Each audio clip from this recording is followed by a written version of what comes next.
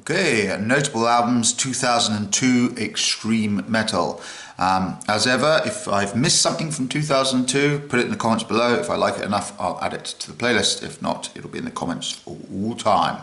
I'm constantly updating these playlists with things that people suggest to me through WhatsApp and other methods, as well as other bands or other albums that I remember coming out which I don't own. So like I said, these lists are constantly being updated. The goal in the end is to have quite a very thorough coverage of extreme metal releases year by year. And the playlist should be here somewhere at the end of the video if you just want to skip to the music. Okay then, so let's go through my collection from 2002. So we're going to start off with a few that I'm not going to put on the list, but I do own, so let's have a look at them. Elemental Volume 2. This was a sort of promotional CD which came out around the time, just sort of promoting bands that had played at a local club which used to have a metal night. So I'll run down some of these bands. Hardly any of them are extreme metal, but here we go.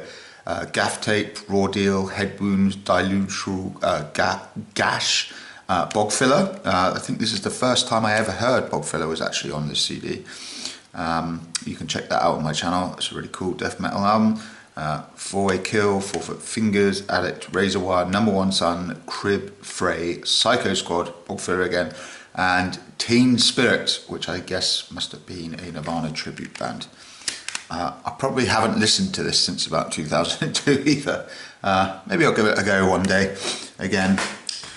Okay, up next, Fall of the Grey Winged One, Aeons of Dreams. I seem to remember this being I was on Supernal Music.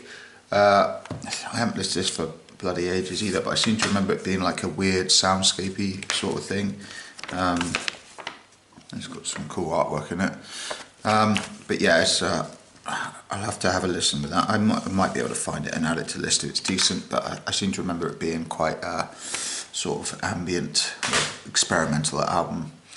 And then we got some Anathema, Resonance 2, which I think is just like a collection of old tracks. And it's got a Peaceville postcard.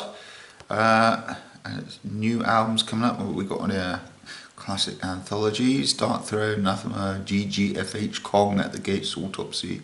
New albums in early 2002, Thine, Sound Disciples, Beyond Dawn, Abscess, also for early 2002, Electro Hippies and Doom, and forthcoming DVDs, My Dying Bride and Anathema. Yeah, cool. Yeah, those are the days. Anyway, yep, that's sort of like a compilation thing, I think. Yeah, so I won't bother adding that on. So these are the albums. Like I said, these lists aren't all extreme metal. I say mostly extreme metal. They do get heavier as they go on. So we'll start off with the lighter stuff. We got Down 2. It's a fantastic album. This, I think, is probably my favourite Down album. Oh yeah, with a broken CD thing. So, but yeah, just I'm not too keen. Well, I don't mind everything else after this, but for me, the first two are the only ones that I really like. But yeah, supergroup, Phil Anselmo and Crowbar and Corrosion of Conformity guys. Basically, I'm sure everyone knows who Down are. And everyone knows who this band is. Again, Soulfly 3. Again, it was a big part of my youth, hence why I have all the Soulfly albums from back in the day. I still quite like a lot of the tracks on this one. That first track, that Downstroy, is actually really heavy and decent. And there's lots of experimentation on there, you know. Yes, obviously it's quite new metal-y, like early Soulfly was, but hey-ho. And then we're on to Kraken Folklore. Again, it's not all that metal at all, this release. I think this is the one with Shane MacGowan on from the Pogues. Yeah, and it's a cool cover of Ride On. Yeah, it's a bit lighter, a bit more rocky. but yeah, it's still a really good album. Definitely check it out if you like folky metal type of stuff, or folky rock. So now we get into the heavier side of things. Criminally underrated British band, Mithras, Forever Advancing Legions. This was their first one. Yeah, and they're just loving Morbid Angel and stuff like that, and writing their own really cool twisted riffs. It's the beginning of where it would go, and all their albums are brilliant and really unique, and they're fantastic musicians as well. So yeah, if you've never heard of Mithras, definitely check them out. Check all their stuff out. This is quite a not very well known album, but I think Tim Young, which is one of the first ones he played drums on. Yeah, it is. So Agial, a very 2002 looking cover there. Yeah, it's really decent blasted death metal with keyboards in as well, if I remember correctly. Yeah, really cool album. Check it out. Next up, we've got Dimmak with the members of Ripping Corpse and John Longstreth from Origin and various other projects on the drums. So obviously things are pretty quick. But yeah, Dimmak Intercepting Fist, good stuff, very solid death metal, thrashy death metal, but yeah, it's cool. Okay, next up, one of my all-time favourite bands, Origin, Informus Infinitas Inhumanitas. I think I said that right. Yeah, so this is definitely a step up from the self-titled one, and yeah, this is I started to put the old foot on the accelerator pedal quite a bit on this one, and obviously things only get faster and faster after this. But yeah, very solid album. The Masters of Faster, Origin. I love that band. Yeah, next up, another really cool album, Vile, Depopulate. A lot more brutal than they would go on to be. They would sort of became a bit more melodic and sort of took a bit more time, sort of writing their songs, sort of thing. Was a lot more concerned with that side of it, whereas Depopulate is definitely more on the brutal side of things, and it's a very fine album indeed. Okay, next up is, it must be really rare because when I was looking for this, I could not find any copy of it on YouTube at all, not even one song. It's Death Witch, Death Fuck Rituals. It's on Hellspawn Records, Hell 09. I have no idea how long they lasted for or anything. And if you're lucky, I might just upload this to my channel so you can actually listen to it on these lists. Yeah, inside, let's just show you, have a look, because like I said, I couldn't actually find anything on YouTube, which is very unusual, because usually just about everything, even if it's just a track or two, is on YouTube. So inside, probably, yeah, some pretty Erection of Lucifer, Vampire Slut, yeah, they got some good song titles. And there they are, there's the chaps, and primitive fucking black death metal. So the old attitude is definitely coming through a lot more than the earlier stuff, and definitely goes on in that next record as well, where they sort of get that really strive for the attitude sort of aspect of the music. But yeah, if you're lucky, I'll upload that and add it to the playlist, because like I said, I couldn't find anything online. Okay, next up, Nile in Their Darkened Shrines. This is Seen Better Days. I think this is another Damp Damaged one. But yeah, brilliant album. I really like the more atmospheric passages that were in this one as well. And Execration Text is such a cool ripping song as well, and great video as well. One of my favourite extreme metal videos, just pure. Well, and speaking of pure, we'll now go to Impure, this little known death metal band from Germany who are really decent.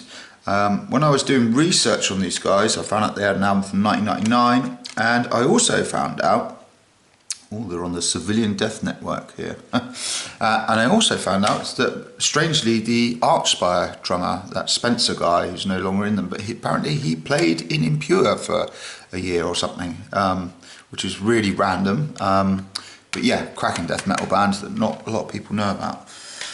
Right, getting into the big boys now. Immortal, Sons of Northern Darkness. It's probably, I don't know if it's, I don't know. It's between this and Pure Holocaust for me, for my favourite Immortal releases.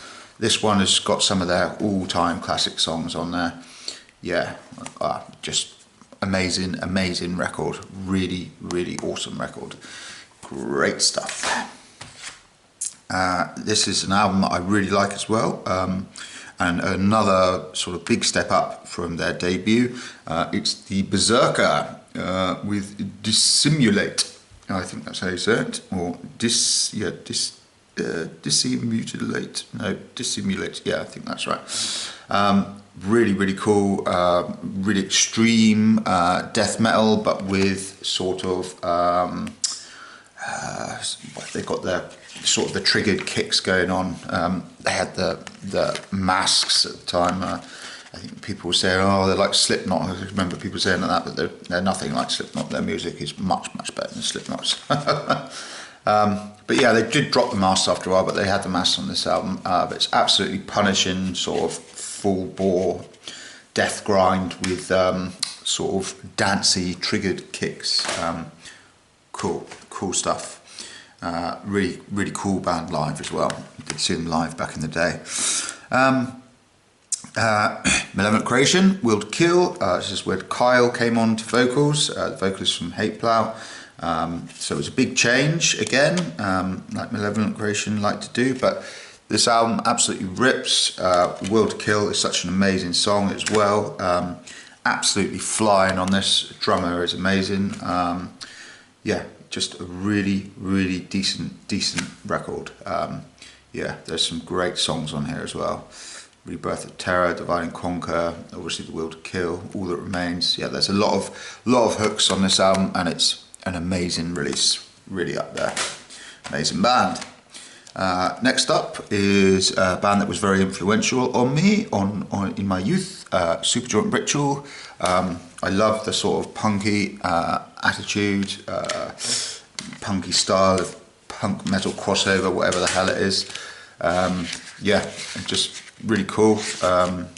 And yeah, legendary band, legendary lineup. It's made some decent music. I think Phil's pretty much into the height of his old drug addiction, but he did make some jolly good music at the time. Yeah, and now we get into another one of my, well, this top three for me, 2002, the ones I own anyway. Yeah, number 3, I really like this album. It's one of my all-time favourite albums with a drum machine, December Wolves' Blasterpiece Theatre. Yeah, really like this album. It's punishing from start to finish.